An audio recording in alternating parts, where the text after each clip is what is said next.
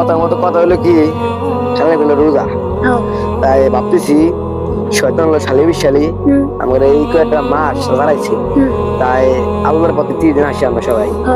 তোর ওই যে শয়তান মতন সব খেলা দিতেছি, এমনি কালকে তারা এই নামাজ পড়বো একবার 30 দিন রোজা থাকবো 30টা, কিন্তু ঠিক আছে তো? হ্যাঁ ঠিক আছে ঠিক আছে। শয়তানের খবরে পড়া যাবে না, কথা বলি নালে রোজা ভেঙে লাইবি। হ্যাঁ ওরা ভাঙবে, আর ওকে ইশারা চালাতে পারবি তোরা তো বন্দি, এগুলো আমার ভালো কথা জান। একদিন পোলামানি কি শিক্ষা দিলাম, পোলামান সবাই ভালো হয়েছে রোজা রমজান মাসের নিকে, তুমি এনে কিছু তো করতে হবে, কি করবা? যান চলো শেষবারের মতো পোলাপানের গোয়া গ্রুপ দিয়ে যাই। চলো।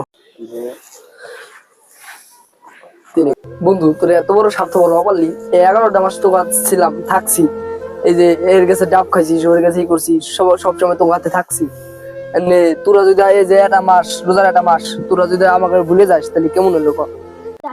দেখ শয়তান, এই 11টা মাস আমাকে একটা গোয়া করে দিছা মাইনিছি, এই আর আমার ভালো বাদ দে, কারণ আমরা ভালো বাতাইছি, ভালো বাদ দে, তুই আর আমাকে ডাহারাই করিস না, যা সর।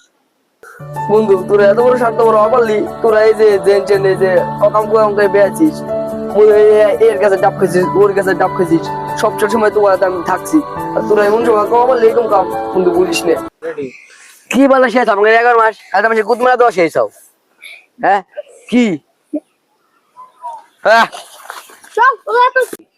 চোখের জলে ভাসিয়ে দিলাম মনের ঠিকানা।